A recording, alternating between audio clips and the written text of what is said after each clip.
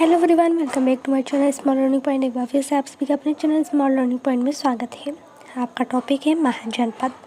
महाजनपद से कितने क्वेश्चन किस तरीके से पूछे गए हैं तो आपको बता दें, एग्ज़ाम के पॉइंट में आपसे ये सारे क्वेश्चन बहुत ही इम्पॉर्टेंट है। अगर आप भी कंपटीशन की तैयारी कर रहे हैं तो ये सारे जो क्वेश्चन है काफ़ी बार कॉम्पिटिटिव एग्ज़ामों में देखने को मिला है। तो कहीं भी वीडियो को स्किप नहीं करेंगे, आप लोग पूरे वीडियो को अटेंड करेंगे। चलिए फर्स्ट क्वेश्चन देखते हैं कि क्या है। देखिए फर्स्ट क्वेश्चन है, निम्नलिखित में से कौन सा एक ईसा पूर्व 6ठी सदी में प्रारंभ में भारत का सर्वाधिक गई थी शक्तिशाली नगर राज्य था। तो यहाँ 6ठी सदी में पूछ रहा है, तो आपका देखेंगे कौन सा राइट होगा, मगध होगा। तो जब 6ठी सदी में थी तब मगध साम्राज्य आपका उस समय उसमें आपका सर्वाधिक उसमें शक्तिशाली नगर राज्य था 6ठी शताब्दी में। अगला क्वेश्चन यहाँ देख रहा है कि निम्नलिखित में से कौन से भारत पर ईरानी आक्रमण के प्रभाव के रूप में माना जाता है। खरोष्टी लिपि का प्रचार, की अभिलेख उत्तीर्ण करने की कला का प्रचार, की ईरानियों की छत्र प्रणाली का प्रचार, की घंटा आकार के गुंबज की कला का प्रचार, लास्ट में कह रहा है कि स्त्री अंगरक्षकों की नियुक्ति। तो इसमें से अगर राइट ऑप्शन देखेंगे तो 1, 2, 3, 4, 5 सही होगा। अब क्या कह रहा था, कौन सा भारत पर ईरानी आक्रमण के प्रभाव के रूप में जाना जाता है। तो ये 5 जाना जाता है, जैसे खरोष्टी लिपि का प्रचार हुआ, अभिलेख उत्तीर्ण करने की कला का प्रचार हुआ, ईरानियों की छत्र प्रणाली का प्रचार हुआ, घंटा आकार की गुंबज कला के प्रचार हुआ और स्त्री अंगरक्षकों की भी नियुक्ति हुई। अगला क्वेश्चन है, निम्नलिखित में से कौन सा एक सिकंदर के आक्रमण का प्रभाव नहीं था। तो देखिए यह इसमें पहला है जो कि इस आक्रमण ने भारत और यूनान के बीच प्रत्यक्ष संपर्क स्थापित करवाया। जी हाँ, इसने करवाया था, बट इसमें पूछ रहा था आक्रमण का प्रभाव नहीं था, तो ये तो था ही। इस आक्रमण ने पश्चिमोत्तर भारत में यूनानियों की स्थापना का मार्ग प्रशस्त किया। सही बात है। सिकंदर अनेक उपनिवेशों की स्थापना के लिए उत्तरदायी था। सही बात है। उसने भारत को यूनान की रियासत बनाया नहीं, उसने भारत को यूनान की रियासत नहीं बना पाया। अगला क्वेश्चन है, निम्नलिखित में से किस राज्य में गणतांत्रिक शासन व्यवस्था नहीं थी। तो आपको बता दें मगध में नहीं थी। मगध में आपका कौन कौन था, जैसे बिंबिसार था और मगध में अशोक था और अशोक कौन था, देखो इसमें जितने भी अजातशत्रु और ये बिंदुसार ये सब जो चंद्रगुप्त आते हैं मगध ही राज्य में आते हैं। तो उस समय गणतांत्रिक शासन व्यवस्था नहीं थी, तो मगध साम्राज्य था आपका। ओके, अगला क्वेश्चन देखेंगे कि कौन सा क्वेश्चन सही है। इसमें कह रहा है, निम्नलिखित में से किस सेना नियमित और अस्थायी सेना रखने वाले कहा जाता था। तो बिंबिसार को कहा जाता था। किसे सैन्या कहा जाता था।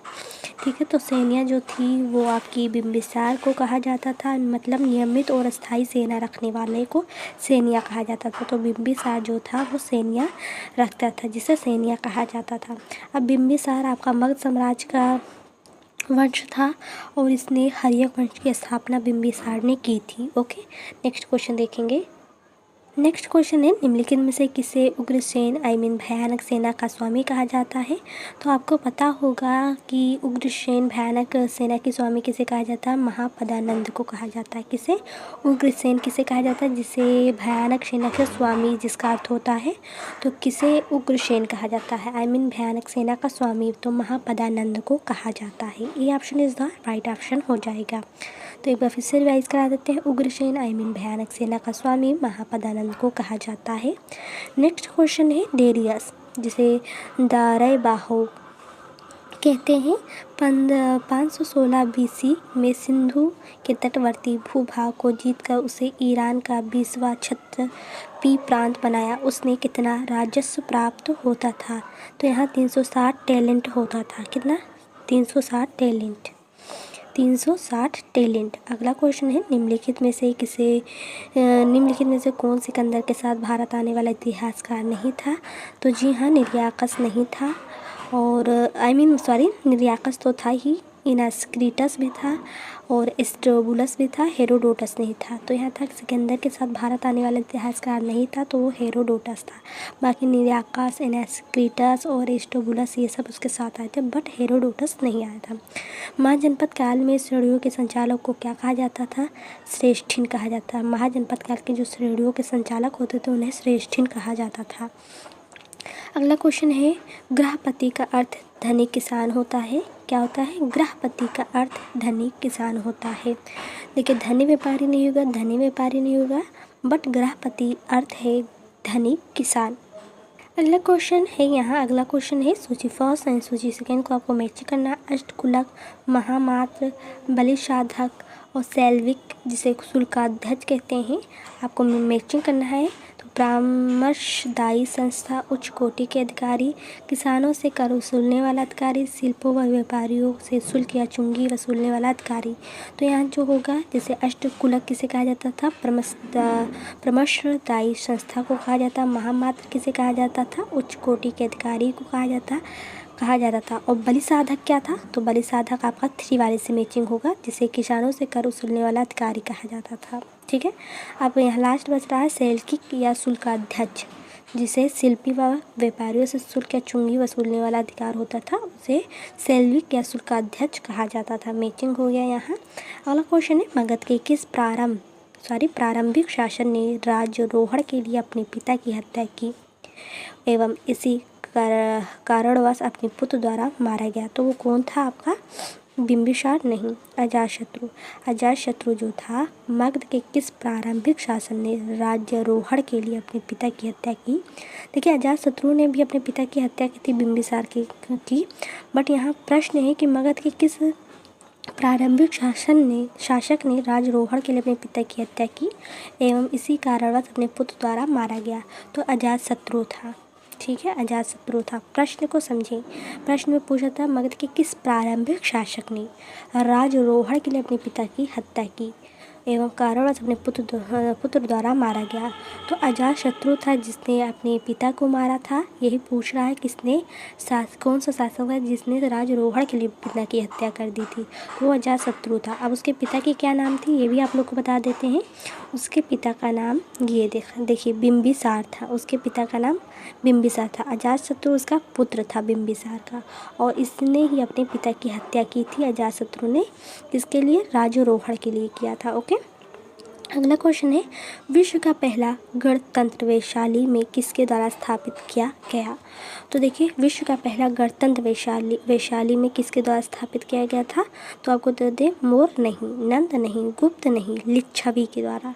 तो विश्व का पहला जो गणतंत्र वैशाली था, वैशाली में किसके द्वारा स्थापित किया गया था? पहला गणतंत्र वैशाली में किसके द्वारा स्थापित किया था? लिच्छवियों के द्वारा स्थापित किया गया था।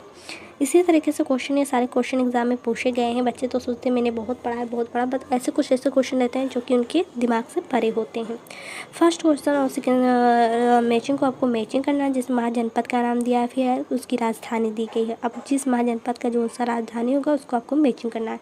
जैसे कुरु, पंचाल, कौशल और वत्स, ये आपके महाजनपद हैं। और जो साकेत, कौशाम्बी, अधिच्छत और इंद्रप्रस्थ है, इसकी राजधानियाँ हैं। तो इसमें से अगर राइट का क्वेश्चन का आंसर देखने को मिलता है तो आपका बी होगा। जैसे जो कुरु था वो इंद्रप्रस्थ, जो कुरु महाजनपद था इसकी राजधानी इंद्रप्रस्थ थी। बी, जो पंचाल था इसकी जो राजधानी थी अधिच्छत्र थी। क्या थी? अधिच्छत्र थी। सी, जो कौशल है इसकी राजधानी आपका फर्स्ट हो जाएगा कहाँ, देखिए सी जो आप है कौशल, इसका कौशल का साकेत हो जाएगा, कौशल का साकेत हो जाएगा। और जो वत्स था, वत्स का आपका कौशाम्बी हो जाएगा। ठीक है, वत्स का कौशाम्बी हो जाएगा। तो ये राजधानियों और महाजनपदों के नाम थोड़ा ध्यान से देखिएगा, बच्चे इसी में काफ़ी प्रॉब्लम होती है उन्हें। नेक्स्ट क्वेश्चन है, निम्नलिखित में से कौन एक बौद्ध ग्रंथ 16 महाजनपदों का उल्लेख करता है? तो कौन एक बौद्ध ग्रंथ है जो 16 महाजनपदों का उल्लेख करता है? तो अंगुत्तर निकाय जो है वो 16 महाजनपदों का उल्लेख आपको अगर देखा जाए बौद्ध ग्रंथ में तो अंगुत्तर निकाय में मिलता है। ठीक है, अंगुत्तर निकाय हो जाएगा। अगला क्वेश्चन है, निम्नलिखित में से कौन एक मगध साम्राज्य की राजधानी रहा? तो बता दें, गिरिवर्ज नहीं, राजगिरा नहीं, पाटलिपुत्र नहीं, आपका वैशाली था। ठीक है, कह रहा कौन एक मगध साम्राज्य की राजधानी नहीं रहा? तो कौशाम्बी नहीं था।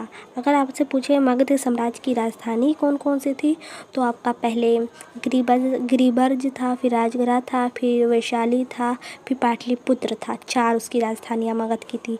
बट कौशाम्बी जो है इसकी राजधानी नहीं थी। मैंने क्या बताया, गिरिवर्ज, राजगृह, और एक और लिख लीजिएगा आप लोग, वैशाली, और चौथा था पाटलिपुत्र। ओके। नेक्स्ट क्वेश्चन है, ईरान के खमनी वंश के किस शासक ने भारतीय भूभाग को जीतने के बाद उसे फारस साम्राज्य का 20वां प्रांत बनाया? तो साइरस नहीं, डेरियस दारियाबाहु ने। ठीक है, तो जो डेरियस था ईरान के खमनी वंश के किस शासक ने, तो वो डेरियस था। भारतीय भूभाग को जीतने के बाद उसे फारस साम्राज्य का 20वां प्रांत बनाया था। कौन? डेरियस दारियाबाहु। अगला क्वेश्चन है, हाइडेस्पस या वितस्ता, जिसे आधुनिक नाम झेलम है, का युद्ध जो 326 ईसा पूर्व BC किन के शासकों के बीच हुआ था? तो आपको बताते सिकंदर और पोरस के मध्य हुआ था। ये मैंने काफ़ी बार ये क्वेश्चन रिपीट किया है क्योंकि बहुत इंपॉर्टेंट क्वेश्चन है। जो आधुनिक झेलम या कह लें या हाइडेस्पस का कह लें या वितस्ता का युद्ध कह लें, किन के बीचों में हुआ था? वो भी 326 ईसा पूर्व में। तो आपका सिकंदर और पोरस के मध्य हुआ था। अगला क्वेश्चन है, सिकंदर ने भारत पर आक्रमण किया? तो आप लोग देखिए, सिकंदर ने 326 ईसा पूर्व में भारत पर आक्रमण किया। फिर देखेंगे नेक्स्ट क्वेश्चन आपका क्या है। यहाँ कह रहा है सूची फर्स्ट एंड सूची सेकंड को मैचिंग करना है। देखिए, सूची जो फर्स्ट है उसमें शासक का नाम दिया है, जैसे बिंबिसार हो गया, कालाशोक हो गया, महापदानंद हो गया, बिंदुसार हो गया। अब ये किस किस वंश के थे उनका वंश दिया गया, हर्यक वंश, शिशुनाग वंश, मोर वंश और नंद वंश। आपको मैचिंग करनी है। आपको बता दें जो बिंबिसार था या हर्यक वंश का था, ठीक है। बिंदुसार जो था मोर वंश का था, महापदानंद जो था नंद वंश का था।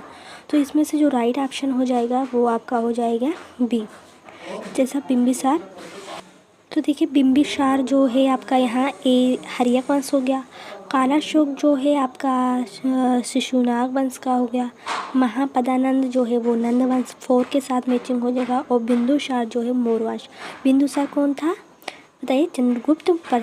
चंद्रगुप्त का पुत्र था। कौन था? बिंदुसार। ओके। इस तरीके से महाजनपद आपका टॉपिक समाप्त होता है। जितने भी महाजनपद से क्वेश्चन फंसने वाले थे मैंने आपको कल की वाली वीडियो में और आज वाली वीडियो में सारे क्वेश्चन बता दिए। अगर आप भी कॉम्पिटिटिव एग्जाम की तैयारी कर रहे हैं तो इस टॉपिक में से कोई भी क्वेश्चन आपके एग्जाम में आ जाएगा, आप लोग तुरंत फटाफट लगा लेंगे। तो इसी तरीके से ये तैयारी अपनी बनाने के लिए हमारे चैनल के साथ बने रहें। हमारे चैनल को सब्सक्राइब करें, बेल आइकन को प्रेस करें, वीडियो को लाइक करें। आपको हिस्ट्री, भूगोल और जूलॉजी, बॉटनी सारे जितने भी सब्जेक्ट होते हैं सारे सब्जेक्ट के क्वेश्चन और टॉपिक्स वाइज क्लियर कराए देंगे। तब तक के लिए इतना ही। नेक्स्ट वीडियो में फिर से मिलेंगे। Thank for watching this video.